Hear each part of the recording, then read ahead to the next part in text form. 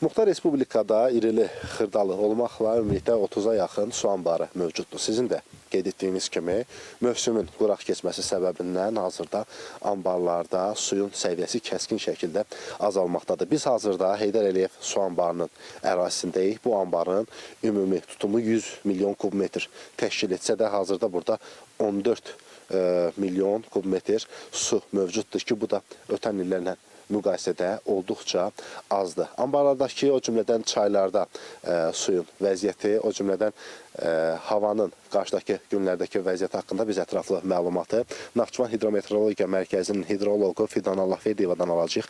Fidan xanım, efirdəsiz. Son dövrlərdə Muxtar Respublika ərazisində yerləşən su ehtiyatlarının kəskin şəkildə azalması müşahidə olunur. Bu da ictimaiyyəti maraqlandıran əsas məsələlərdən biridir. Deməli, Heydər Əliyev su anbarının bu günə olan məlumatına əsasən su anbarında 14,75 milyon kubmetr su ehtiyatı vardır. Bu da ötən illə müqayisədə 26,2 milyon kubmetr azalma olduğunu göstərir.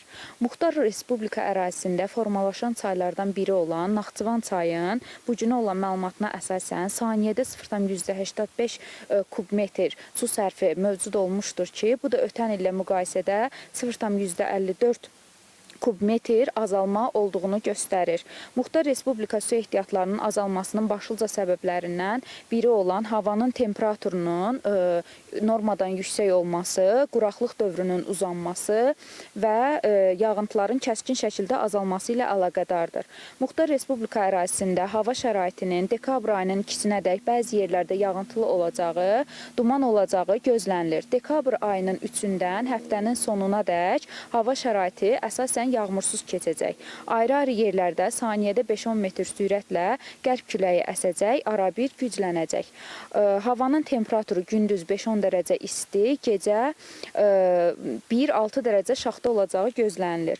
Ümid edirik ki, gözlənilən atmosfer yağıntıları yaxın dövrdə Naxçıvanın su ehtiyatlarına müsbət təsirini göstərəcəkdir. Təşəkkür edirəm ətraflı məlumat üçün və qeyd etmək istəyirəm ki, hazırda olduğumuz Heydər Əliyev su anbarı Naxçıvan şəhərini, ətraf əraziləri içməli su, eyni zamanda suvarma suyu ilə təmin edir.